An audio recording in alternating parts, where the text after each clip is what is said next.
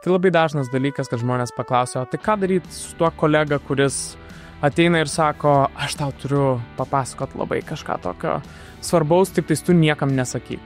Taip, tai kaip elgtis toj situacijai? Žmonės nelabai prisipažįsta, kad iš tikrųjų tai daro. Vis dėlto yra ta neigiama tokia konotacija susijusi su apkalbinėjimu. Vidutiniškai apie 50 minučių mūsų dienoje, darbo dienoje, mes užsiemame apkalbinėjimu. Nebūtinai neigiamu, nebūtinai teigiamu, kartais ir labai dažnai neutraliu. Dėl ko kyla situacijos, kai pradeda žmonės skleisti gandus? Stiprus punktas, kurį reikėtų aptarti, o tai kodėl iš viso mes apkalbinėjam. Nors labai dažnai pasakęs kažkokią apkalbą, aš save teisiu. Kartais ir pasiekmes kažkokios iš to ateina ir jaučiuosi blogai, bet žiūrėk, kitą kartą aš vėl tą patį padarau. Kodėl?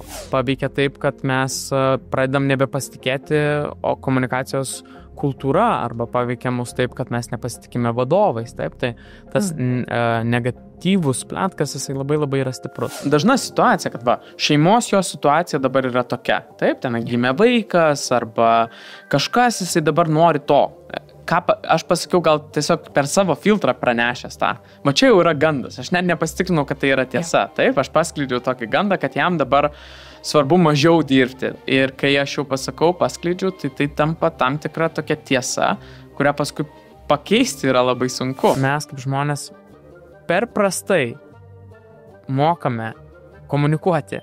Tokia labai paprasta dalis. Mes per prastai girdime, mes viską filtruojame per savo kažkokią įsivaizdavimą, bet to pačiu, kai kalbame, mes irgi nelabai aiškiai išsakome, o tai kaip yra toj situacijai. Paliekam per daug dviprasmybių. Tu pasakei, juokais, ne juokais mėgstu pletkinti, ne? Ir tu esi vyrukas. Kaip su tuo stereotipu, kad moterų, aš su juo kovoju visą gyvenimą, bet kad moterų kolektyvuose pletkų yra be galo daug, o vyrų ne? Tie, kurie prisipažįsta vyrai, kad pletkina, tokie kaip aš, tai jie sako, kad aš žiūrėk, kad jau aš pletkinu, tai daug. Dažnai tame bėdos nemato, kas irgi yra blogai, taip? Moteris sako, didžioji dalis prisipažįsta, kad tom užsiema, bet sako, aš nedarau to tiek daug. Bet čia yra, ką žmonės sako apie save. Įdomus tyrimai, kurie rodo, kad nors mes, kai sakome, kai pletkiname, dalyvaujame, esame siuntėjas, mes dažnai po to gailimės ir jaučiamės nemaloniai, ypač jeigu kalbame apie artimus kolegas arba artimus žmonės, klausytojas dažniausiai jaučia labai didelį pasitenkinimą. Kaip vadovai, kaip organizacijos ir yra tikrai būdų, ką mes galime daryti,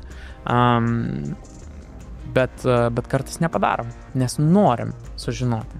Čia ir yra ta bėda. Ką tu turi omeny?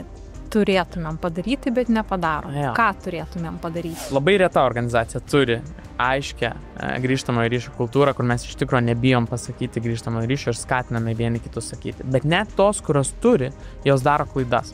Viena esminių klaidų, su kuria aš susiduriu ir tokia kaip taisyklė numeris 1, mes sakome per mokymus.